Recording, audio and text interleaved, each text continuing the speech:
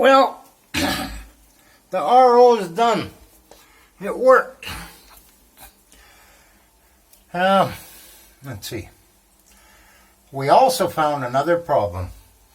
The 1/4-inch line coming off of there to the inlet of the RO was plugged.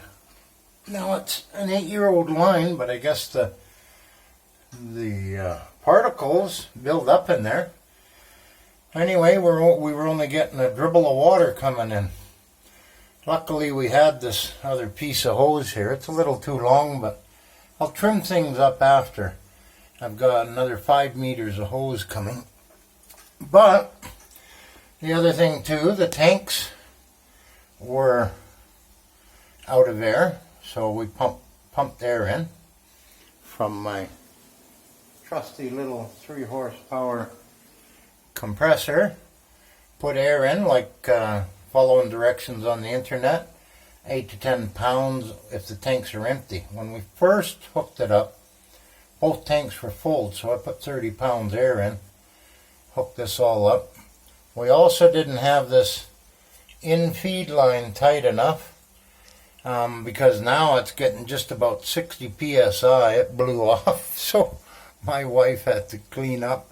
I was in the garage and hear this scream. Anyway, it blew off. But this is a done deal and works slick. Now I just took 3 over 6. Well, those are over a liter, the big bottles, so probably 8 liters, and it was only running for half an hour. And I took 8 liters out of it, and there's our water pressure. Just under 60. And I connected that right in this T going to the membrane, so you know how much water pressure the membrane's getting. Like they say 50 to 60 psi is great for the membrane. You'll make more water. And I also read, finally, they say 2 to 4 hours to fill one tank.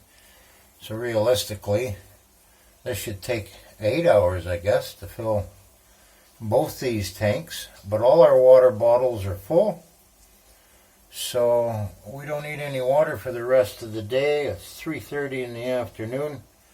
So we'll see when that pressure gauge goes down to 0, the manual auto shutoff closes, that pressure gauge goes to 0. That means both tanks are full of water, and I don't think we'll ever use the water that it's going to produce. We've never, ever, in 8 years, had water like this is making now. Also, you see there that 450 flow restrictor. The one that was on there before was a 300. And if you ever rebuild yours, make sure you take a look at it, because the end of it, ours just covered in brown stuff and plug solid. If you're going to order parts, maybe get some extra hose and check inside, because I didn't realize how plugged up they'll get. So now I've taken apart all the other fittings that come off of there, so I've got T's and connections and clips and what have you. We'll never have that problem again. We're going to be happy campers from here on. Anyways, yeah, that was a surprise. We were going to go to town and get a new valve, and my wife said, check the 1/4-inch line. I don't think there's nothing wrong with the valve. So I took the old line off, put this new one on. Oof, tons of water. So now we're good to go. If I can help anybody, let me know. I obviously got that check valve put in properly because we've got water. Okay, that's it. I'm so happy. No electric, no motor.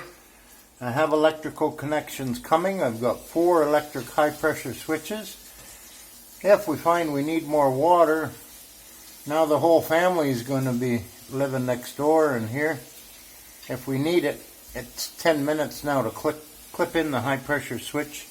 I've got 3 pumps and transformers. I just make up the wiring harness and clip it in right here, going to the tanks, and plug the pump in the wall. Done deal.